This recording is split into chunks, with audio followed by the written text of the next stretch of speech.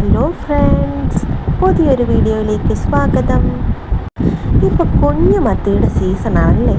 വാരിക്കൊരു കുഞ്ഞുമത്തി കിട്ടുമ്പോൾ നമുക്ക് ഇടയ്ക്കൊന്ന് മാറ്റിപ്പിടിച്ച് നോക്കിയാലോ. ഇന്ന് നമുക്ക് നല്ലൊരു മത്തി വറ്റിച്ചത് ഉണ്ടാക്കി നോക്കാം. അതിനായി ഞാനിവിടെ 1/2 കിലോ മത്തി ക്ലീൻ ചെയ്ത് വെച്ചിട്ടുണ്ട്. അതിനായി മിക്സിയുടെ ചെറിയ ജാറിലേക്ക് ഒരു തക്കാളി അരിഞ്ഞ് ചേർത്ത് കൊടുക്കുക. 8-10 ചെറിയുള്ളി ചേർത്ത് കൊടുക്കുക. പിന്നെയാണ് മെയിൻ ഐറ്റം വേണ്ടത്, കുരുമുളക്. അതൊരു 2 സ്പൂൺ നിറയെ ഇട്ട് കൊടുക്കുക. ഇനി ഇതെല്ലാം കൂടെ നല്ല പേസ്റ്റ് പോലെ അരച്ചെടുക്കുക. ഇനി നമുക്ക് വേണ്ടത് വാളംപുളിയാണ്. ഒരു നെല്ലിക്ക വലുപ്പത്തിൽ വാളംപുളി കുറച്ച് വെള്ളം ഒഴിച്ച് ഒന്ന് ഞെരടി പിഴിഞ്ഞ് വെക്കുക. അതിലെ കുരുവും തോടും നാരും ഒക്കെ മാറ്റിയെടുത്തേക്കണം. ഇനി ഒരു ചട്ടി അടുപ്പത്തേക്ക് വെക്കുക. ചട്ടി നന്നായിട്ട് ചൂടായി വരുമ്പോൾ അതിലേക്ക് ആവശ്യത്തിന് വെളിച്ചെണ്ണ ഒഴിച്ചു കൊടുക്കുക. പിന്നെ വെളിച്ചെണ്ണ നന്നായി ചൂടായി വരുമ്പോൾ അതിലേക്ക് 1 ടീസ്പൂൺ കടുക്, 1/2 ടീസ്പൂൺ ഉലുവ എന്നിവ ചേർത്ത് പൊട്ടിച്ചെടുക്കുക. ഇനി അതിലേക്ക് 7 അല്ലി വെളുത്തുള്ളി, 1/2 ഇഞ്ച് നീളത്തിലുള്ള ഇഞ്ചിയും കൂടെ ചതച്ചെടുത്ത് ചേർത്ത് കൊടുക്കുക. അതിൻ്റെ പച്ചമണം മാറുന്നത് വരെ ഒന്ന് ഇളക്കി കൊടുക്കുക. 2 പച്ചമുളക് നടുകെ കീറി ഇട്ട് കൊടുക്കുക. ഒന്ന് ഇളക്കി യോജിപ്പിക്കുക. ഒരു 2-3 മിനിറ്റ് അങ്ങനെ ഇളക്കി കൊടുത്തുകൊണ്ടിരിക്കുക. പിന്നെ നമ്മൾ അരച്ച് വെച്ചിരിക്കുന്ന മിക്സ് ചേർത്ത് കൊടുക്കുക.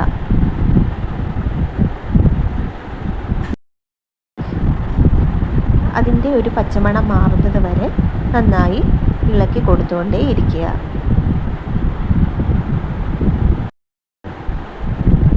അതിലെ എണ്ണയൊക്കെ ഒന്ന് തെളിഞ്ഞ് വരുന്നത് വരെ നന്നായി ഒന്ന് മിക്സ് ചെയ്ത് കൊടുക്കുക.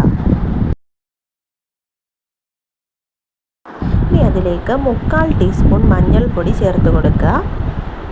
1 ടീസ്പൂൺ മല്ലിപ്പൊടി ചേർത്ത് കൊടുക്കുക. നന്നായി ഒന്ന് ഇളക്കി യോജിപ്പിക്കുക. ഒരു ചെറിയ കളറിന് വേണ്ടി 1/2 ടീസ്പൂൺ പിരിയൻ മുളക് പൊടി കൂടി ചേർത്ത് കൊടുക്കുക. ഇനി അതിൻ്റെ എല്ലാം ഒരു പച്ചമണം മാറുന്നവരെ ഒന്ന് ഇളക്കി മിക്സ് ചെയ്തെടുക്കുക. അതിലേക്ക് കുറച്ച് കറിവേപ്പില കൂടി ചേർത്ത് കൊടുത്ത് ഒന്ന് ഇളക്കി മിക്സ് ചെയ്തെടുക്കുക. ഇനി നമ്മൾ അരച്ചെടുത്ത ജാറിലേക്ക് ആവശ്യത്തിന് വെള്ളം ഒഴിച്ച് ചേർത്ത് കൊടുക്കുക. ഞാനിപ്പോൾ ആ മിക്സിയുടെ ചെറിയ ജാറ് നിറച്ചുള്ള വെള്ളം ചേർത്ത് കൊടുത്തിട്ടുണ്ട്.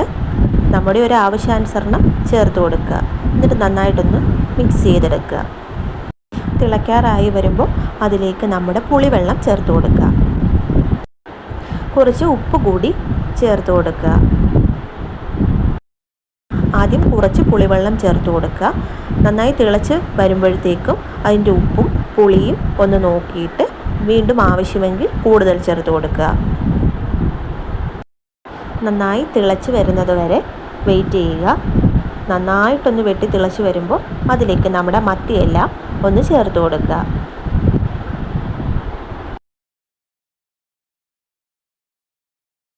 ഇനി തവി കൊണ്ട് മത്തിയെല്ലാം ഒന്ന് മുങ്ങിക്കിടക്കുന്ന പരുവത്തിൽ ചെറുതായിട്ടൊന്ന് താത്തു കൊടുക്കുക. ഒരുപാട് ശക്തിയിൽ ഇട്ട് കൊടുക്കരുത്. ചെറുതായിട്ട് പതുക്കെ ഒന്ന് താത്തു കൊടുക്കുക. ഇനി ഒരു 15 മിനിറ്റ് നേരത്തേക്ക് അടച്ചു വെച്ച് മീഡിയം ഫ്ലെയിമിൽ വേവിച്ചെടുക്കുക. ഇടയ്ക്കൊന്ന് തുറന്നു നോക്കി ഇതുപോലെ ഒന്ന് ചുറ്റിച്ചു കൊടുക്കണം.